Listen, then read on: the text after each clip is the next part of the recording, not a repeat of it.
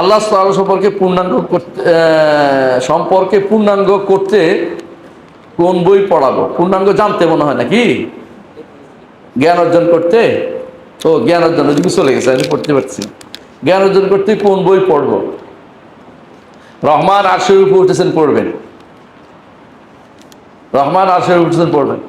সত্যি বলছি, আল্লাহ সম্পর্কে জানতে হলে কয়টা জিনিস? পাঁচটা জিনিস।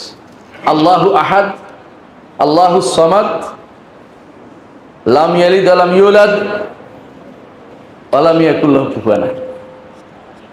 বুঝতে বুঝছেন তো? কয়টা হলো? আল্লাহু আহাদ অর্থ হচ্ছে তিনি অনন্য। সামাদ অর্থ হচ্ছে তিনি সৃষ্টির মুখাপেক্ষী না, তিনি সৃষ্টির বাইরে, সৃষ্টি থেকে আলাদা। তিনি আরশের উপরে, সৃষ্টি থেকে আলাদা, কলমের ভিতরে না। দুনিয়াতে আল্লাহর কুদরতি পাওয়া নাই। কেউ যদি মনে করে কুদরতি পায়ে সিজদা করে সে কাফের, কেউ যদি মনে করে পায়ে সিজদা করে সে ব্যক্তিও কাফের। আল্লাহ তাআলা আরশের উপরে, কুদরতি কিছু নাই। আল্লাহ আরশের উপরে। তিনি কিভাবে নেমে আসেন সেটা জানি না, কিভাবে সালাত আদায়কারীর সামনে থাকে সেটা জানি না, তবে তিনি আরশের উপরে, এটা বিশ্বাস করতে হবে। তবে তিনি নেমে আসেন এবং সালাত আদায়কারীর সামনে থাকেন, এটা বিশ্বাস করতে হবে।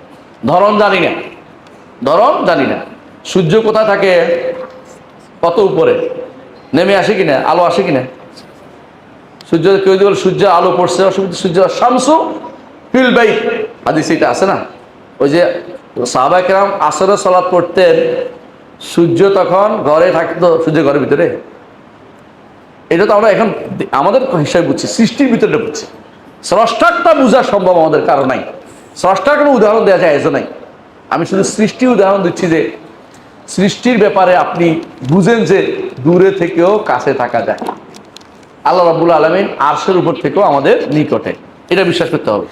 সুতরাং আল্লাহ তাআলা সম্পর্কে জানতে হবে, এই ব্যাপারে আপনাকে রহমান আরশের উপর বইটা পুরোটা পড়বেন, আগাগোড়া অনেক কিছু জানতে পারেন আল্লাহ সম্পর্কে সঠিক জ্ঞান। আরেকটা বই